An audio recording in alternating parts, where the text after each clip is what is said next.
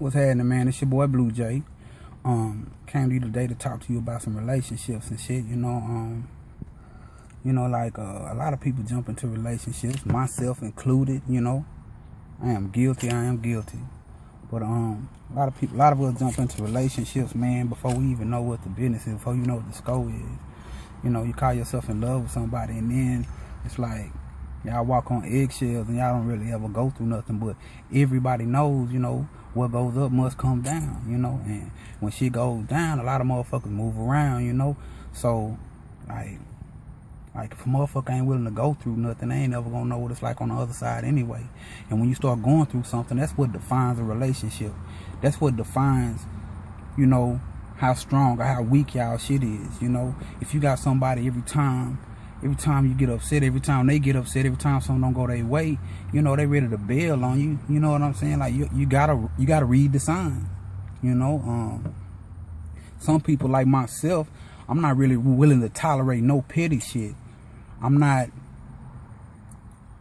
down with no bullshit at all. And the first sign of bullshit to get your ass left alone. You know what I'm saying? Like, I ain't got time for it because I got so much on my plate. It's a whole cocktail of shit. It's like a recipe to this shit. And if you ain't willing to deal with this shit, if you ain't willing to go through that shit, then you might as well leave that shit alone.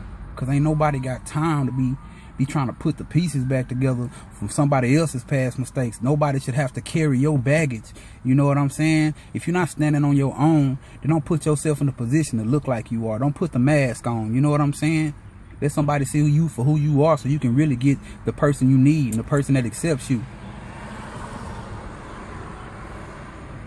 Ain't nobody down to go through some shit that somebody else took you through, and you bring that shit into the next relationship. You say you love somebody, but what is love to you and what is it worth to you? If it was really love, it would endure all. You know what I'm saying? If it was really love, it wouldn't be so petty. If it was really love, it wouldn't be a burden. It'd be a privilege. Man, so many people got this shit twisted out here, and it's like it's too many options right now.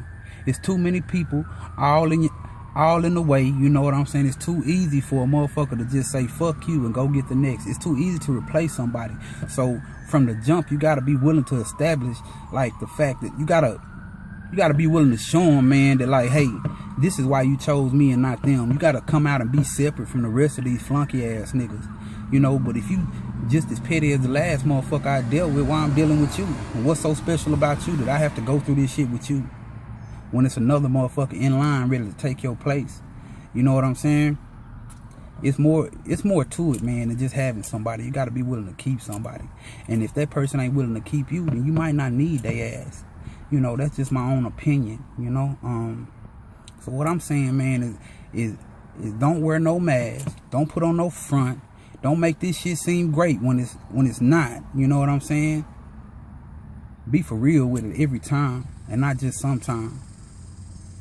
But it's your boy BlueJay signing out, man.